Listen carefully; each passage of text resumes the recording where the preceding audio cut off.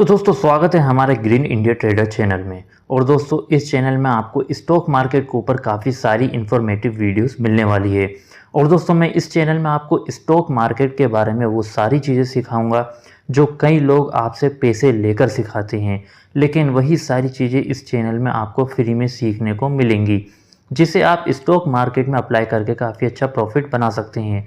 अगर आप बिगनर हैं तो आपको मालूम होना चाहिए कि स्टॉक मार्केट क्या होता है, ट्रेडिंग क्या होती है, जिसके अंदर swing trading, future trading, intraday trading, option trading, Nifty, Sensex, fundamental analysis, technical analysis और कई सारे इंडिकेटर्स, चार्ट पैटर्न, सभी के ऊपर मेरी वीडियोस बहुत जल्द आने वाली है, जिसमें आपको बहुत ज़्यादा इन्फॉर्मेशन मिलेंगी और काफ़ी कुछ आपको सीखने को मिलेगा और बहुत ही आसान लैंग्वेज में आपको सारी चीज़ें मैं सिखाऊंगा। अगर आप एक बिगनर हैं या अगर आप 5th क्लास में भी है तो वो इस चैनल में आने वाली अगर सारी वीडियोस देख लेता है तो ऑफकोर्स वो भी एक प्रॉफिटेबल ट्रेडर बन जाएगा। दोस्तों हमारी सारे आने वाली वीडियोस के लिए चैनल को सब्सक्राइब ज़रूर कर लें।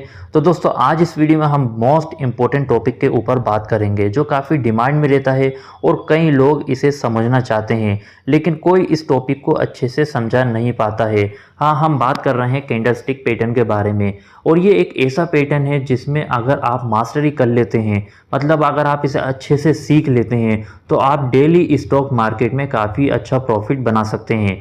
अब देखिए, सबसे पहले हम चलते हैं निफ्टी के चार्ट के ऊपर। सबसे पहले हमने सर्च करा ट्रेडिंग व्यू और ट्रेडिंग व्यू के ऊपर आने के बाद हमने यहाँ पर ये जो निफ्टी वाला सेक्शन है यहाँ पे सिलेक्ट किया। अब देखिए यहाँ पे आपको कैंडल स्टिक का चार्ट पैटर्न दिख रहा होगा। यहाँ पे आपको कई सारी छोटी छोटी कैंडल्स दिख रही है, लेकिन अब आपको ये कैंडल्स समझ में नहीं आ रही होंगी कि इन कैंडल्स का मतलब क्या है, कि इन कैंडल को देख के हम कैसे समझेंगे कि चार्ट ऊपर जाएगा या चार्ट नीचे आएगा, पैटर्न अप ट्रेंड में जाएगा या डाउन ट्रेंड में जाएगा।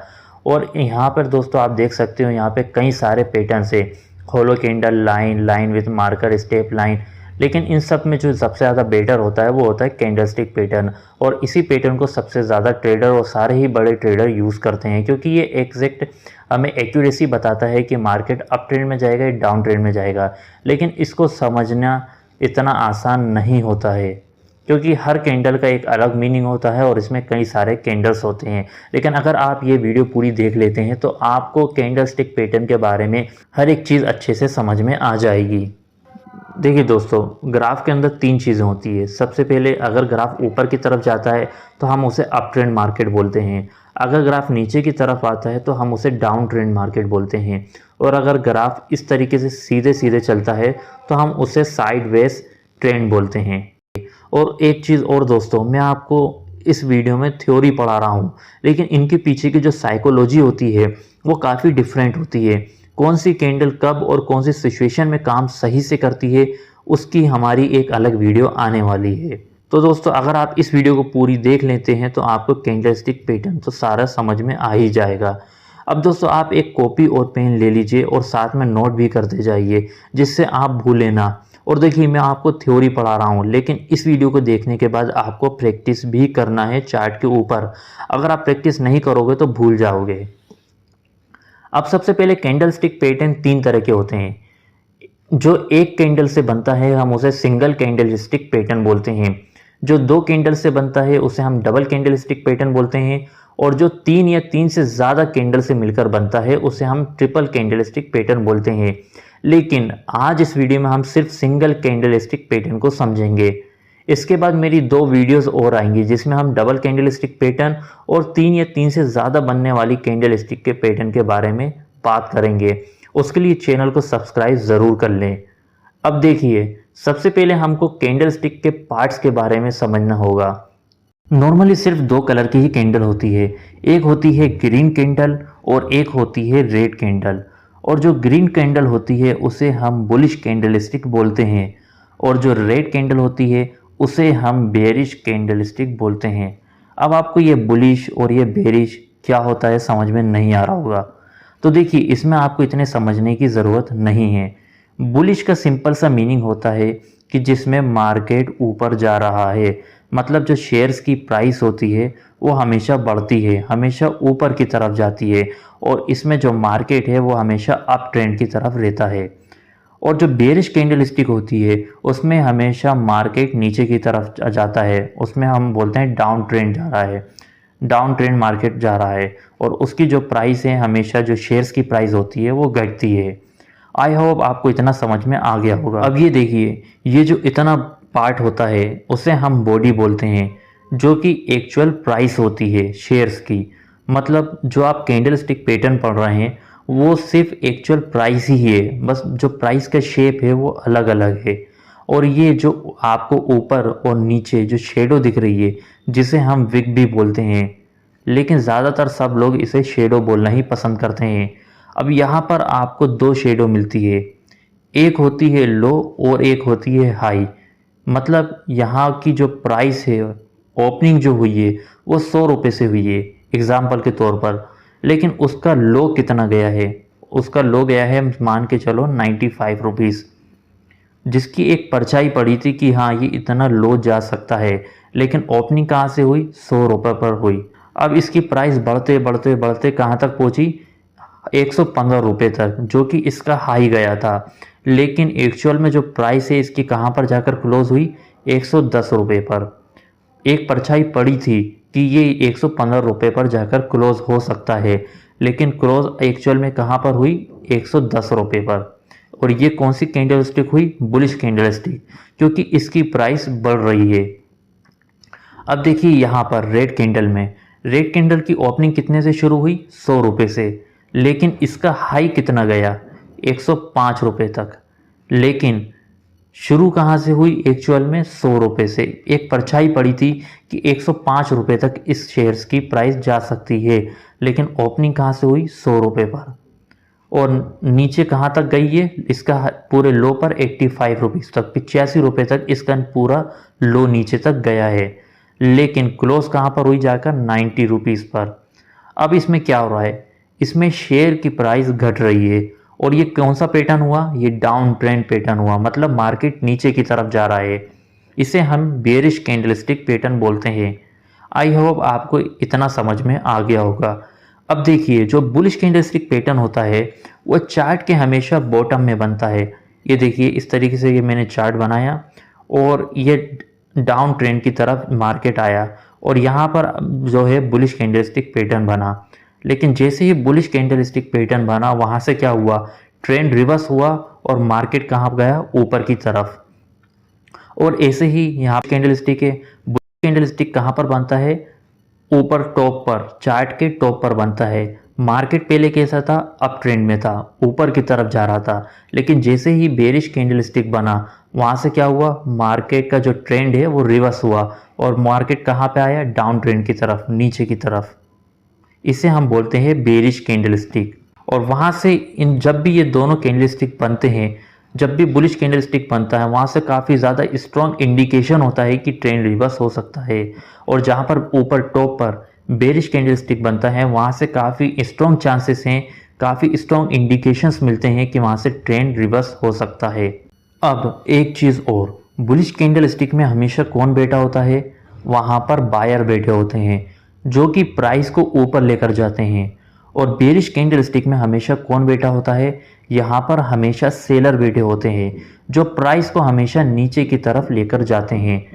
अब आपको ये समझ में नहीं आ रहा होगा कि बायर प्राइस को ऊपर कैसे लेकर जाते हैं और सेलर प्राइस को नीचे कैसे लेकर जाते हैं, तो इसे हम समझेंगे एक एग्जाम्पल से।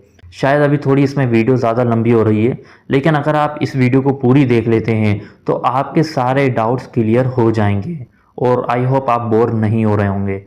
अब देखिए, अब आपको यहाँ पर क्या दिख रहा है, हाँ यहाँ पर एक सोसाइटी है और कॉलोनी आपको दिख रही है जहाँ पर एक ही शेप के, एक ही कलर के कई सारे घर बने हुए हैं। अब इतने सारे घर में यहाँ पर सिर्फ एक घर बिकाऊ है, मतलब एक घर यहाँ पर सेल हो रहा है। अब इस एक घर को खरीदने के लिए यहाँ पर कितने बायर आए, 10 बायर आए, मतलब 10 लोग यहाँ पर इस घर को खरीदने के लिए आए हैं और वो 10 लोग सिर्फ इसी घर को खरीदना चाहते हैं। लेकिन मकान मालिक जो है यहाँ पर क्या कहेगा, भाई मैं उस घर को सिर्फ उसी को बेचूंगा जो मुझे इस घर के लिए ज़्यादा पैसा देगा। अब उस घर की असली जो कीमत है एग्जाम्पल के तौर पर 1 करोड़ रुपए है।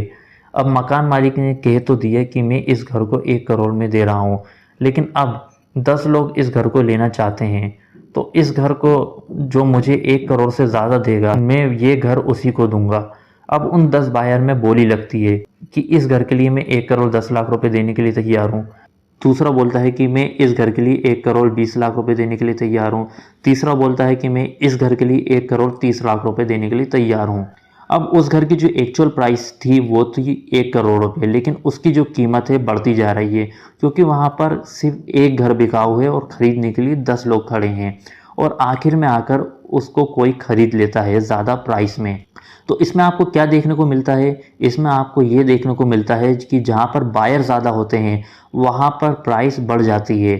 अब ऐसे ही यहाँ पर एक मान के चलो कि यहाँ पर 10 घर बिका हुए और सबकी कीमत 1 करोड़ रुपए है, लेकिन सभी मकान मालिक अपने घर को बेचना चाहते हैं और सभी घर की शेप और साइज़ सारी चीज़ें सेम है और यहाँ पर सिर्फ एक ही बायर आया है। मतलब 10 घर यहाँ पर बिकाऊ है और ख़रीदने के लिए सिर्फ यहाँ पे एक ही इंसान है। अब वहाँ पर क्या होगा? ऐसी सिचुएशन में मकान मालिक जो हैं, जो अपना घर बेचना चाहते हैं, जिसकी प्राइस अभी फ़िलहाल में 1 करोड़ रुपए है, वो अपना अपना प्राइस कम करने लगेंगे कि आप मेरा घर ले लो, मैं आपको 90 लाख में दे दूंगा। दूसरा कहेगा नहीं, आप मेरा घर ले लो, मैं आपको 80 लाख रुपए में दे दूंगा। तीसरा कहेगा मैं 70 लाख में दे दूंगा, लेकिन आप ये वाला मेरा घर ले लो। तो वहाँ पर आपको क्या देखने को मिला? वहाँ पर आपको ये देखने को मिला कि जहाँ पर सेलर ज़्यादा होते हैं वहाँ पर प्राइस कम होने लगती है, प्राइस घटने लगती है। और ऐसा ही शेयर मार्केट में भी होता है, जहाँ पर बायर ज़्यादा होते हैं वहाँ पर प्राइस ऊपर जाती है और जहाँ पर सेलर ज़्यादा होते हैं वहाँ पर प्राइस नीचे की तरफ जाती है। और बुलिश कैंडल स्टिक में कौन बैठा है? बायर बैठा है। तो वहाँ पर क्या हो रहा है? वहाँ पे प्राइस ऊपर की तरफ जा रही है। और बेरिश में कौन बैठा है? वहाँ पे सेलर बैठे हैं, तो वहाँ पर प्राइस क्या है? नीचे की तरफ जा रही है। और बुलिश और बेरिश के बारे में शायद आपका ये इतना बेसिक क्लियर हो गया होगा। अब हम चलते हैं इसके अलग अलग पैटर्न के बारे में। तो अब आपको यहाँ पर कौन सा पैटर्न दिख रहा है? यहाँ पर आपको एक लंबी ग्रीन कैंडल दिख रही है जिसमें कोई भी शेडो नहीं है। इस तरीके की कैंडल को हम बोलते हैं मारुबुजू। अब आपको ये नाम थोड़ा सा अटपटा लग रहा होगा, लेकिन आपको नाम पर ज़्यादा नहीं जाना है और नाम पर ज़्यादा गौर नहीं करना है क्योंकि ये नाम जापानीज़ डिक्शनरी से निकाला गया है। इन नामों को जापानीज़ लोगों ने डिस्कवर किया था, इस वजह से इनका नाम थोड़ा अटपटा सा है। लेकिन मारुबुजू का मतलब है डोमिनेंस, मतलब ताकतवर। और यहाँ पर बुलिश में बायर एक्टिव है और बेरिश में सेलर एक्टिव है। इसी वजह से वो प्राइस को अपने हिसाब से ऊपर और नीचे लेकर जा रहे हैं। और यहाँ पर आपको शेडो या विग बिल्कुल भी नहीं दिख रही है, और अगर दिखती है तो बहुत छोटी सी होती है।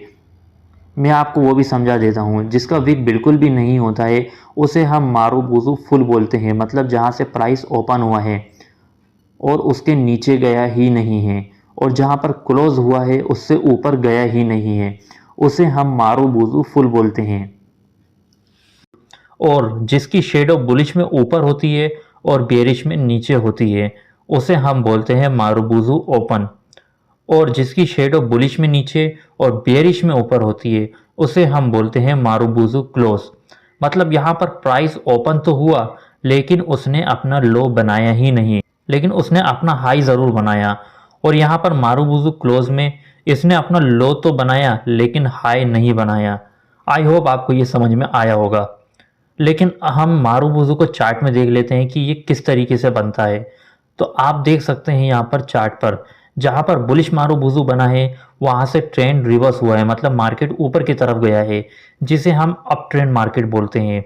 और जहाँ पर बेरिश है, जहाँ पे मतलब बड़ी रेड कैंडल बनी है, वहाँ से क्या हुआ है? ट्रेंड रिवर्स हुआ है और मार्केट नीचे की तरफ गया है, इसे हम बोलते हैं डाउन ट्रेंड। तो दोस्तों ये हो गई मारुबुजू की बात। अब आती है हमारी सेकेंड कैंडल। तो हम सेकेंड कैंडल देखते हैं किस तरीके से दिखती है। तो अब आपको यहाँ पर कौन सी कैंडल दिख रही है? हाँ, यहाँ पर एक हैमर शेप की कैंडल है और इस ग्रीन कैंडल को हम बोलते हैं हैमर। लेकिन यहाँ पे रेड कैंडल भी है जिसका नाम हैमर से अलग है, दिख हमें हैमर जैसी रही है लेकिन इसका नाम है हैंगिंग मैन। लेकिन मैंने आपसे पहले कहा था कि इन नामों को क्या है, जापानीज़ लोगों ने डिस्कवर किया है। तो उनके हिसाब से ये जो रेड कैंडल है वो उनके हिसाब से ये हैमर नहीं है, उनके अकॉर्डिंग ये लटका हुआ आदमी है। इसी वजह से इसका नाम इन्होंने हैंगिंग मैन रख दिया है। और इनके नीचे की जो शेडो है बॉडी से 2 या 3 गुना ज़्यादा बड़ी है और ऊपर आपको एक छोटी सी शेडो दिख रही है। अब इसकी जो प्राइस है यहाँ से ओपन हो रहा है और इसका जो क्लोज है यहाँ पर हो रहा है, और रेड कैंडल की प्राइस यहाँ से ओपन हो रही है और यहाँ पर जाकर क्लोज हो रही है। इसका जो लो है दोनों का यहाँ पर गया है और हाई यहाँ तक गया है।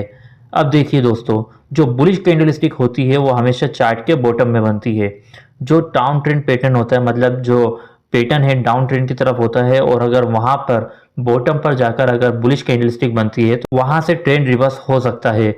और जो बेरिश कैंडलस्टिक पैटर्न है वो चार्ट के टॉप पर बनता है, अप ट्रेंड मार्केट के ऊपर टॉप पर, वहां से मार्केट क्या होगा, डाउन ट्रेंड में जाता है अगर बेरिश कैंडलस्टिक वहां पर जाकर बनता है। अब ये जो हैमर है और हैंगिंग मैन पैटर्न है वो पूरे कैंडलस्टिक पैटर्न में बहुत ही स्ट्रॉन्ग पैटर्न है, और जहां पर ये कैंडल्स बनती है वहां से ट्रेंड रिवर्स होने के बहुत स्ट्रॉन्ग इंडिकेशन मिलते हैं। लेकिन आपको ये नहीं करना है कि हैमर बनता हुआ दिखा और आपने बाय या सेल कर लिया, नहीं। आपको हैमर या हैंगिंग मैन कैंडल के बाद एक कंफर्मेशन कैंडल बनने का वेट करना है, फिर वहां से एंट्री लेनी है। और एक चीज़ और दोस्तों, ये ज़रूरी नहीं है कि बुलिश में हमेशा ग्रीन कैंडल ही बने और बेरिश में हमेशा रेड कैंडल ही बने। हो सकता है कि बुलिश में रेड कैंडल भी बन सकती है और बेरिश में ग्रीन कैंडल भी बन सकती है, इसमें कलर मैटर नहीं करता है। तो अब आप कहोगे कि हम इसे पहचानेंगे कैसे? तो दोस्तों, पहचानने का तरीका ये है कि बुलिश कैंडलस्टिक हमेशा कहाँ पर बनती है, चार्ट के बॉटम में बनती है, और बेरिश हमेशा टॉप पर बनता है। जैसे कि एग्जाम्पल के तौर पर आप ये देखिए, यहाँ पर एक हैमर बना है चार्ट के बॉटम में, लेकिन अभी हम इसे हैमर नहीं कहेंगे जब तक उसकी अगली कैंडल हैमर की बॉडी से ऊपर ना बने, मतलब हैमर का जो क्लोज है जब तक वहां से ऊपर नहीं बनती है हम उसे हैमर नहीं कहेंगे। जब हैमर की बॉडी के ऊपर, हैमर का जहाँ पे क्लोज हुआ है उसके ऊपर अगर अगली कैंडल ग्रीन बनती है, अगली कैंडल बुलिश बनती है, तो वहां से ट्रेंड रिवर्स हो सकता है, तभी हम उसे हैमर कहेंगे। अब आप देखो, ऊपर यहाँ पर आपको रेड कलर की कैंडल दिख रही है जिसे हम हैंगिंग मैन बोलते हैं, लेकिन इसकी हम अगली कैंडल बनने का वेट करेंगे। अब आप देखो, जो हैंगिंग मैन का क्लोज है उसके नीचे जो कैंडल बन रही है वो कौन सी कैंडल है, रेड कैंडल है, बेरिश कैंडल है। तो अब हम इसे क्या कह सकते हैं, हैंगिंग मैन कह सकते हैं, और यहाँ से क्या होगा, ट्रेंड रिवर्स होगा। आई होप आपको यहाँ तक अच्छे से समझ में आया होगा। ये बात हो गई हैमर और हैंगिंग मैन की। अब आते हैं अगली कैंडल स्टिक के पैटर्न के ऊपर, जो कि है हैमर का उल्टा। अब आपको यहाँ पर हमने पहले हैमर देखा था और हैंगिंग मैन देखा था, लेकिन अब आपको यहाँ पर इन दोनों का उल्टा दिख रहा है, मतलब हैमर को इन्होंने उल्टा बना दिया है। तो यहाँ पे हम इसको बोलते हैं, एक को इन्वर्टेड हैमर और दूसरा है शूटिंग स्टार। अब इससे पहले हमने बात की थी हैमर की, और ये उसी का ही उल्टा है। अब इसकी ओपनिंग यहाँ से होती है और क्लोज यहाँ पर होता है, और शूटिंग स्टार की ओपनिंग यहाँ से होती है और क्लोज यहाँ पर हो रहा है, मतलब इसका लो यहाँ पर और हाई यहाँ पर है। अब मुझे आप जल्दी से बताइए कि ये इन्वर्टेड हैमर चार्ट पर कहाँ बनेगा और शूटिंग स्टार कहाँ बनेगा। ऑफ कोर्स दोस्तों, इन्वर्टेड हैमर क्या है, बुलिश कैंडलस्टिक है, तो ये चार्ट के बॉटम में बनेगा और यहाँ से ट्रेंड रिवर्स हो सकता है, अप ट्रेंड की तरफ मार्केट जा सकता है।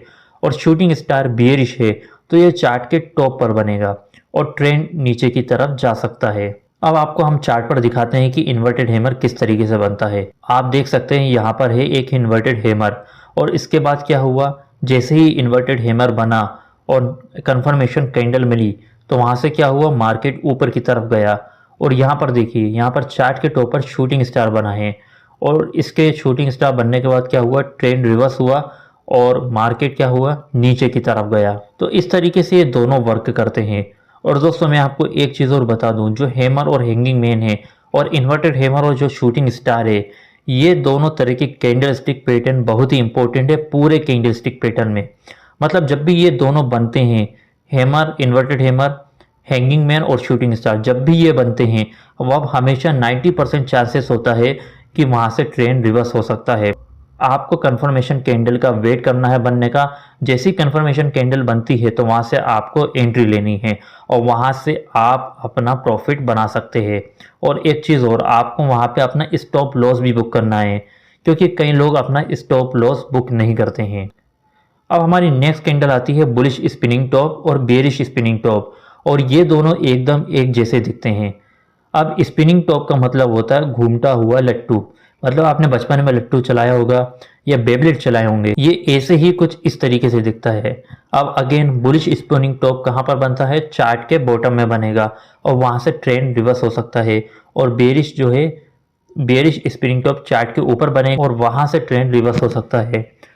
अब आप स्पिनिंग टॉप को कैसे पहचानोगे? तो इसको पहचानने का तरीका यही है, ये जो शेडो है वो बॉडी के ऊपर और बॉडी के नीचे दोनों तरफ से सेम साइज की होनी चाहिए। मतलब अगर ऊपर शेडो बॉडी से 3 गुना बड़ी है तो नीचे भी शेडो 3 गुना बड़ी होनी चाहिए, तभी हम इसे स्पिनिंग टॉप बोलेंगे।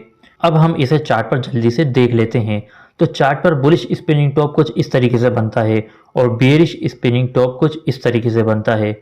अब इस वीडियो की जो आखिरी कैंडल है वो है हमारी डोजी, और डोजी के बारे में आपने काफ़ी कुछ सुना होगा, और ये है ड्रैगन फ्लाई डोजी और ये है ग्रेवस्टोन डोजी। अब जैसा कि मैंने आपको बताया था कि मार्केट में बायर और सेलर दोनों ही होते हैं, और बहुत सारे लोग ऐसे होते हैं जो स्टॉक को बेचना चाहते हैं और बहुत सारे ऐसे होते हैं जो स्टॉक को खरीदना चाहते हैं। और बुलिश में कौन बैठा है? बायर होते हैं, और बेरिश में हमेशा सेलर होते हैं। अब जो चार्ट के अंदर डोजी बनता है वो कुछ इस तरीके से बनता है, ब्लैक कलर में। और अब ये जो डोजी है आपको क्या बता रहा है कि जो बायर है उन्होंने बहुत कोशिश की कि स्टॉक का प्राइस ऊपर ले जाने के लिए, और इसका हाई कहाँ पर गया? यहाँ पर गया। तो बायर ने तो बहुत कोशिश करी कि स्टॉक का प्राइस ऊपर ले जाने के लिए, लेकिन सेलर ने भी उतनी ही कोशिश करी स्टॉक का प्राइस नीचे लेकर जाने के लिए। तो यहाँ तक हाई गया और यहाँ तक लो गया, बट बीच में आकर रुक गया। जहाँ से ओपन हुआ था वहीं पर जाकर क्लोज हो गया। मतलब क्या हुआ कि आज दोनों ने बराबरी का मुकाबला किया। बायर ने भी पूरा जोर लगाया और सेलर ने भी पूरा जोर लगाया, बट एंड में हमें क्या मिलता है? डोजी। अब डोजी कब मिलता है? जब बायर और सेलर जोर लगाते हैं। ऐसे ही अब यहाँ पर आपको ड्रैगन फ्लाई डोजी मिलता है, क्योंकि ये ड्रैगन फ्लाई जैसा दिख रहा है और ये जापानीज लोगों ने नाम रखा है। अब आपको इसमें क्या दिख रहा है कि इसकी इतनी बड़ी शेडो है, मतलब बॉडी से 5 या 6 गुना ज़्यादा बड़ी है। यहाँ पर ओपन और क्लोज में बहुत थोड़ा सा डिफरेंस है कि यहाँ से ओपन हुई और यहाँ पर क्लोज हो गई। अब ये जो ड्रैगन फ्लाई डोजी है आपको क्या बता रहा है कि ओपन तो यहाँ से हुआ, एग्जाम्पल के तौर पर 100 रुपये से ओपन हुआ था स्टॉक मार्केट। सेलर ने पूरी कोशिश करी स्टॉक का प्राइस नीचे ले जाने के लिए और इसने लो मारा 60 रुपये का। ये मैं एक एग्जांपल बता रहा हूँ आपको।